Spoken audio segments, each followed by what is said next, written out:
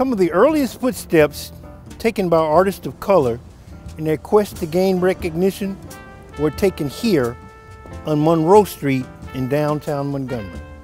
This was the center of enterprise and expression in Browntown, the hub of black commerce, culture, and entertainment in the late 19th century into the middle of the 20th century. In 1939, Bill Traylor, a former slave turned sharecropper after the emancipation, from Lowndes County, Alabama, moved to Montgomery.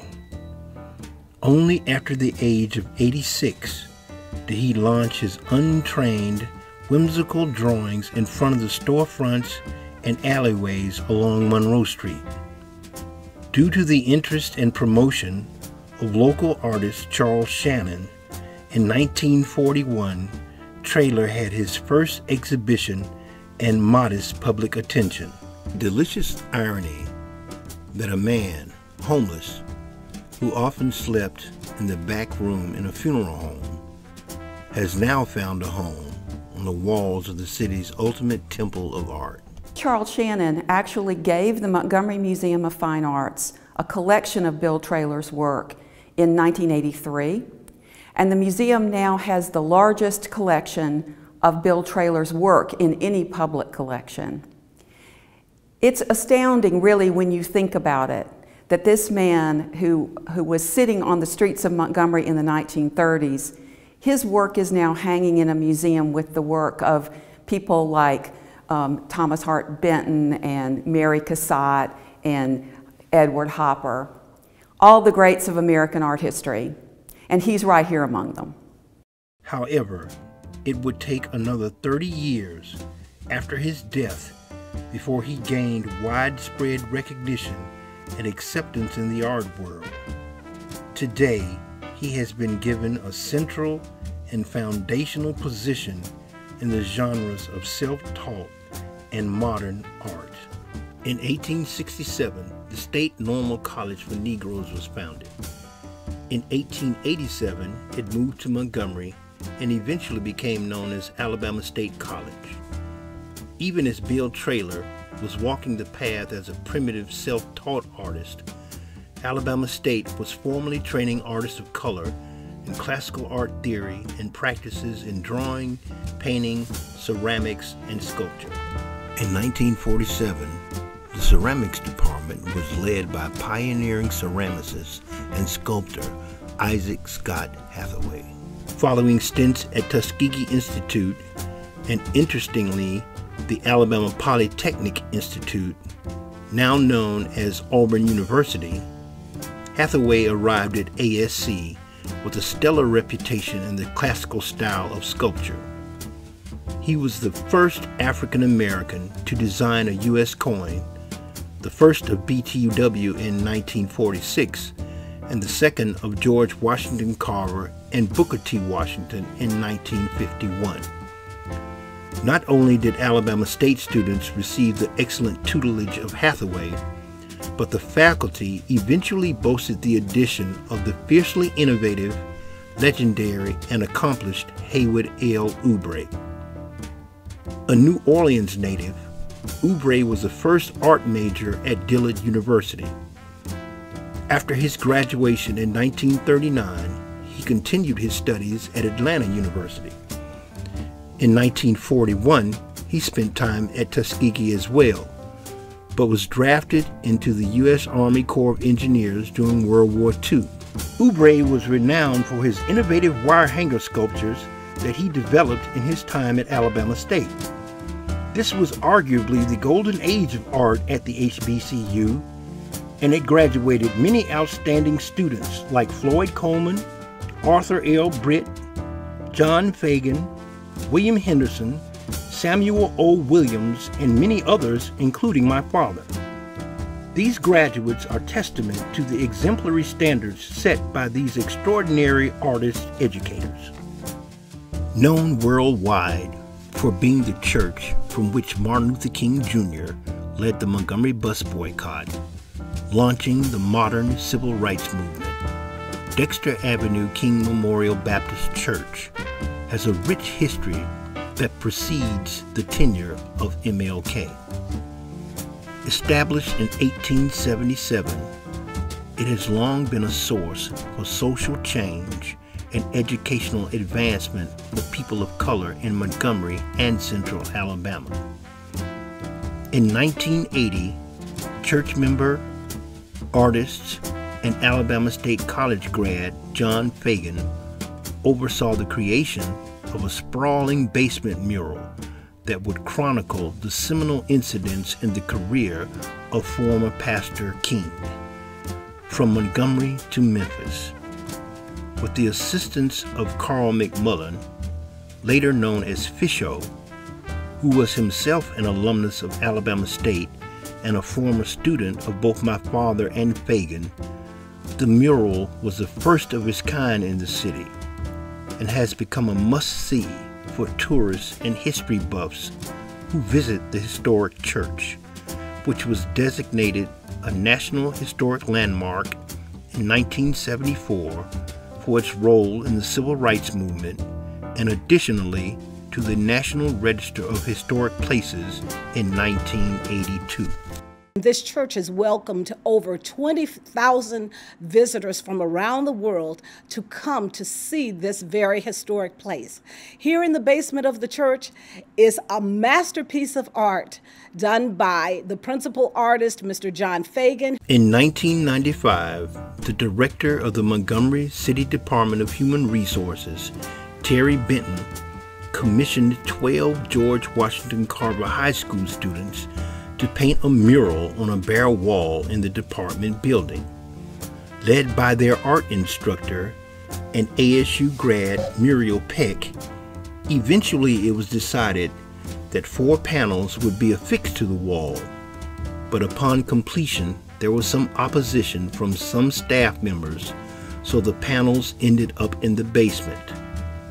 There they languished, gathering dust before being given to the Rufus Lewis Library on Mobile Highway, and in 2015, some 20 years after their creation, a structure was erected and they were unveiled in time for the 50th anniversary of the historic Selma to Montgomery March.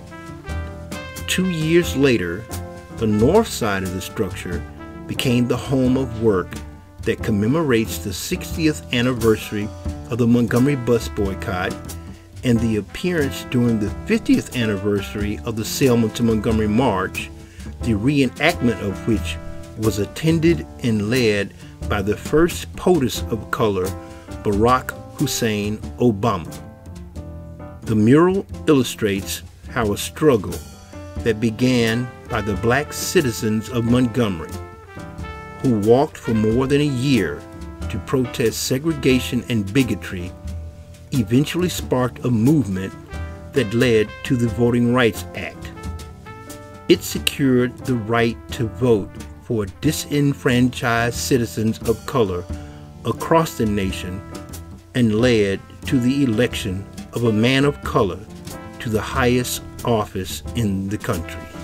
For the 200th birthday of the city of Montgomery, then director of the Montgomery Library System, Juanita O's, commissioned me to visually document the history of Alabama's capital city. Since individuals and events in Montgomery quite often have an impact on a national scale, I selected a cross-section of individuals with the determination to include people of color within the city's historical context that are often overlooked. Depicted here are Bill Traylor, Big Mama Thornton, the originator of You Ain't Nothing But a Hound Dog, an inspiration to Janis Joplin, as well as Oscar Gamble, Mose T, Original Temptation Melvin Franklin from the past, as well as present natives of prominence like Oscar-winning actress Octavia Spencer, DJ Twitch from The Ellen DeGeneres Show, and rap sensation Chica Oranica. I can still recall the first time I ever came into this building. My dad, being an artist, wanted to expose his son to his first visit to a museum. Even today, I can recall the open looks of hostility we received. So that makes it especially poignant and meaningful to me that my work is now being exhibited on these very walls, something that my father and I could not have envisioned back in 1967. The death of a supplicated black man, George Floyd, sparked outrage and galvanized reaction throughout the world in the summer of 2020. Marches and demonstrations took place, and artists of color also took to the streets to register their nonviolent resistance and outrage. Montgomery, the birthplace of community activism and civil rights, was no exception. Two very visual and powerful statements were expressed in downtown Montgomery. Historic Court Square, a longtime hub for movement in the downtown area, is where the Winter Building still sits.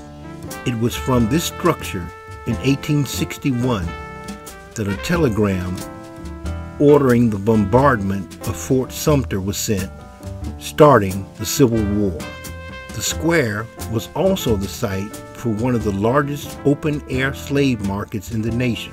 These enduring symbols of a dark past have been forced to share space with two brighter indicators of the evolution and irrepressible elements of the human spirit.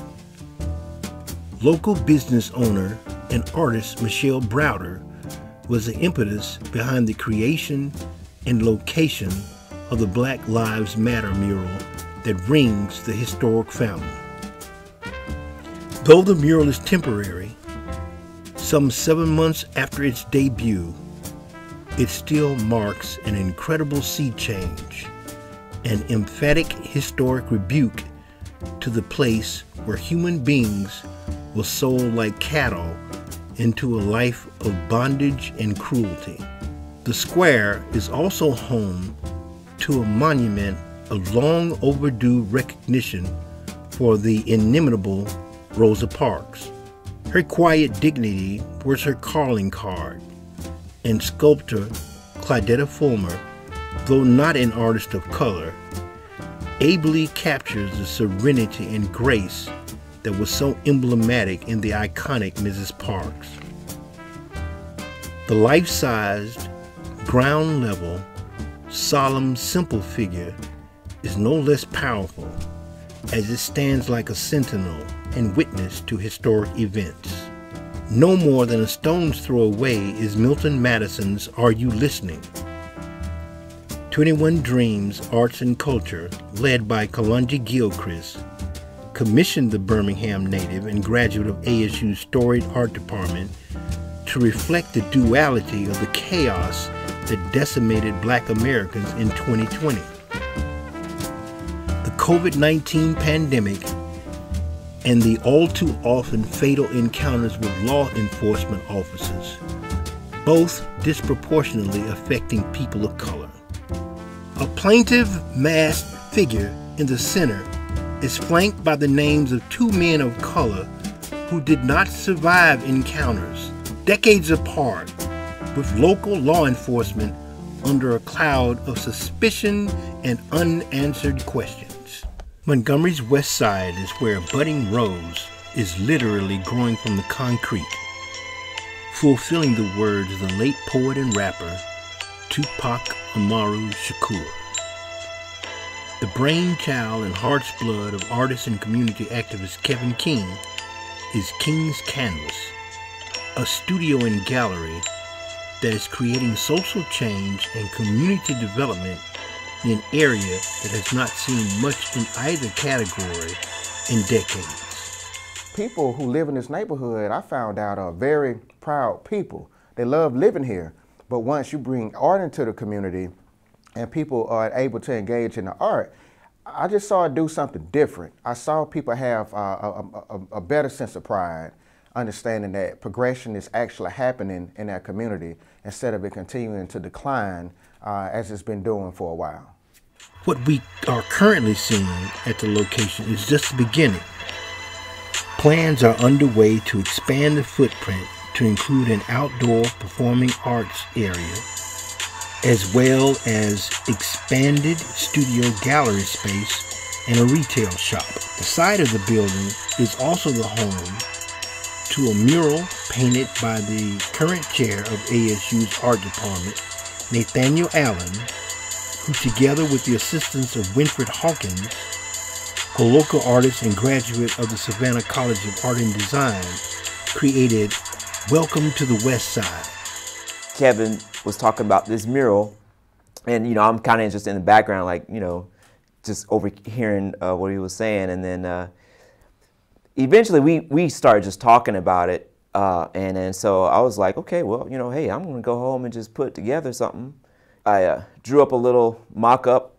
We took some pictures of the building, and I imposed them, Photoshop Illustrator on the building, and I showed it to him, and he was really pleased with it, and so we just decided to start moving forward with it. Nathaniel has really good craftsmanship, so you're doing letters, giant letters on the side of a building, so you need to make sure that they're as nice as possible. So that's how I got Nathaniel to help me do it. One of the country's first African-American musical icons to transcend the Chitlin circuit in vaudeville is the incomparable Nat King Cole. The first artist of color to host a national television program, Cole started out as a jazz pianist, but eventually found his silky smooth baritone to be his calling card. Born in Montgomery, the lack of a tribute to one of her most illustrious natives was a long, egregious oversight. It was finally rectified in the fall of 2019, and this collaborative work by Jerry Gentman, Sonny Polk, and Corey Spearman illustrates the nonpareil career and legacy of this groundbreaking artist and performer. I hope this is just the beginning, as there are few performers who have blazed a trail as bright as the one left by this nature boy. Titled Unforgettable after one of his most enduring hits, this mural is interactive and visually arresting. It is hardly a surprise that our steps lead us once again to the campus of Alabama State College, now known as Alabama State University. 2020 saw the opening of the Interpretive Center at ASU, the third and final site marking the route of the historic 54-mile Selma to Montgomery March in 1965.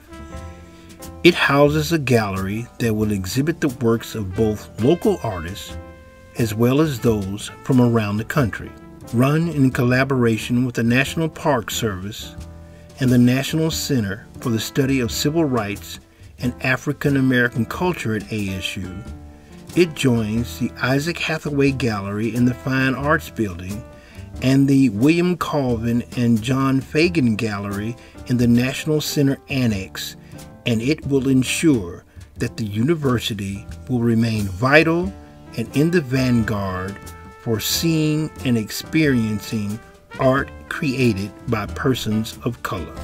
With the election of the first mayor of color in this city's 200-year history, and his subsequent appointments, and the recent resetting of attitudes and perceptions of people of goodwill and equity, there will likely be a renaissance that could see the contributions of artists of color reach heights scarcely dreamed of just a short time ago.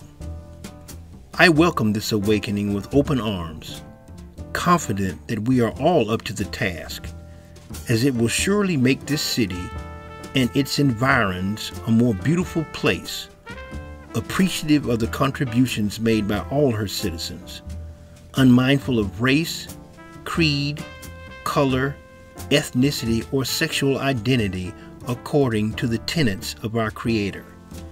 Our future is bright. Let's live it.